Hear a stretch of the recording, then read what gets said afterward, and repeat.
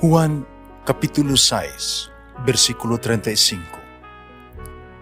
Si Jesus miingon kanila, "Ako mao ang pan nga naghatag sa kinabuhi.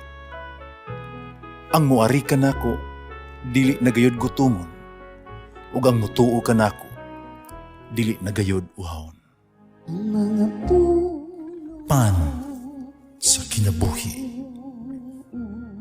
maglikon unta sa mong pagtuo ug gagakabi sa pagtuman sa imong mahal nga kasuguan. Ang ginumanaakan ninyo. Ang Santos ng Ebanghelyo sumala ni San Marcos.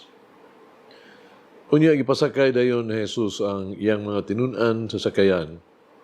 Ipauna ngadto sa Betsaida, nga didto sa tabok sa lanaw. Ipagpauli usab niya ang mga tao. Tapos siya makapamanamilit sa iyang mga tinunan. Mitungan siya sa usa ka bungtod aron pag-ampo. Pagkasamsahong nagayod, ang sakayan dito na sa taliwala sa lanaw, ug si Jesus naginusara sa bungtod. Nakita niya ang iyang mga tinunan na naglisod silang pagkaod, kay sungsungan man ang hangin. Sa pagkadlaw na, giadto sila ni Jesus na naglakaw sa tubig. Mulabay lang unta sa kanila, apan sa ilang pagkakita kaniya nga naglakaw sa tubig, nagunahuna sila nga kato sa kamulto. Busa na nyagit sila tungod sa kahadlok. Pan maingon dayon sa Jesus kanila, "Ew ka mong kahadlok, salig ka mo, ako kini." Kanya misakay siya sa sakayan, uban kanila, milurang ang hangin. Nahibulong pag-ayo ang iyang mga tinunan, nangalibog sila sa nahitabo. Wala sila makasabot sa kahulugan, sa milagro sa pan. Ang ilang unang-una, wala makatugkad ni adto. Ang Ebanghelyo sa Ginoo. Pasalamati ang Ginoo kay siya maayo, ang iyang gugma mulungtad hangtod sa kahangturan. Pasalamati ang Diyos sa tanang mga Diyos, ang iyang gugma malungtaron. Pasalamati ang Ginoo sa mga Ginoo, ang iyang gugma balungtaron.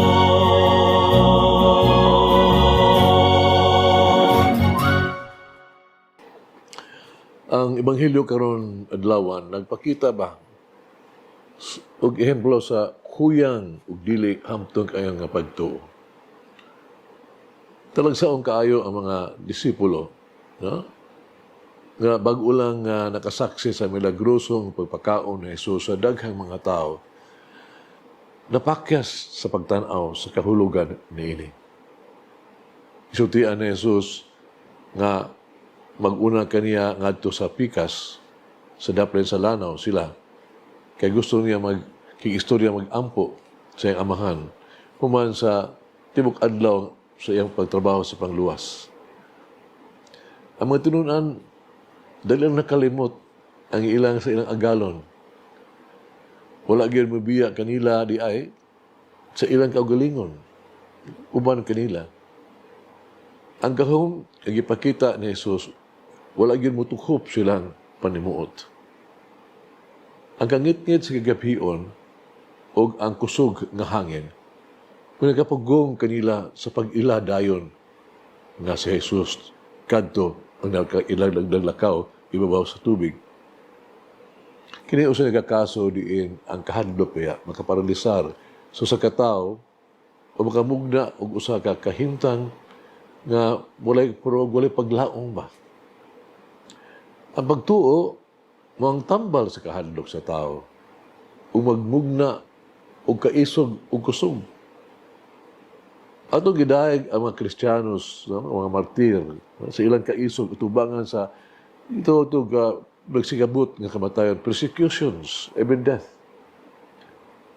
Huna kita, kung unsang pagiha kining mortal nga huyang nga mga tao, pagkalahutay man sa kahadlok nga nagpalibot sa kasakit, ilay pa diya sa kamatayon.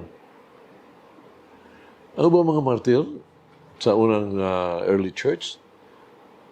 May marcha sila, ngadto silang kamatayon, nag-awit pa gani, nagdahig sa Dios. Ang naghatag kanila o kaisog, iba mo, gani, kalipay pa gani, mo ang ligon nila nga pagtuo ni Kristo na ilang manunubos. Ang tinuod nga pagtuo kang Kristo, labaw pa sa resulta sa pagsaksi sa mga milagro o makatingalaha ang gihimo sa ngalan ni Kristo sa atong panahon. Nagsugod sa pag-ila kang Jesus, ingon nga tinuod nga representasyon sa amahan nga may ani haron dili kita mamatay sa makuyaw na pagsuway sa kinabuhi. Apan na sinati nato ang kahigpitan sa kinabuhi, ang tuyo ni Jesus. Ang panaw sa mga aron makaila sa persona o misyon ni Jesus, wala mo hunong diha lang sa lanaw biya. No? Busa uban ka nato. Sa luyo sa nagpundok nga mangit-ngit nga mga panganod sa kinabuhi. Dark moments in our lives. Inunumi nga makapasalig nga ang mga pulong ni Jesus ayaw kahadlok aniya ako. Courage, it is I. Mag-ampo kita. Ano salamat ni ining dulahan nga panahon sa Pasko. Puna kami sa imong grasya o galinaw. Hinaot, naging mong nag-awas nga mga panalangin sa kalipay, maghatag kalipay sa mong kinabuhi. Ibubo ka namang imong gugma. Ngunta kami, no? Kita makapaabot sa gugma o panalangin ngadto sa musang palibot o mawala ng kahadlok sa mong kinabuhi. Ug musalig diha kanimo. Amen. Lord, may give me the understanding in the heart that I may welcome the love of God today. Langin ang Diyos magagahom sa tanan, Amahan, Anak, Espiritu Santo. Amen. May the Lord of the divine mercy bless us all, heal us from all diseases and suffering. Ayun unta niya kita, tanang mga sakit na sa lawas o sa kalag, body and soul.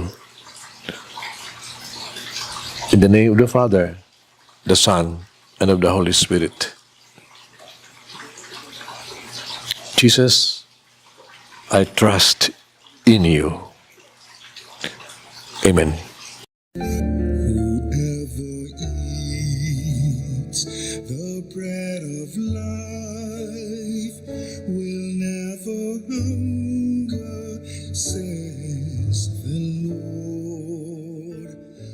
Kay galaan inyong nabati ang pagpaambit ug hamubong pamalandong sa pulong sa Dios pinaagi sa tulumanon. Pan sa kinabuhi nga gidumala ni Monsignor Daddy Selva. Hangtod na usab sa sunod higayon, daghang salamat.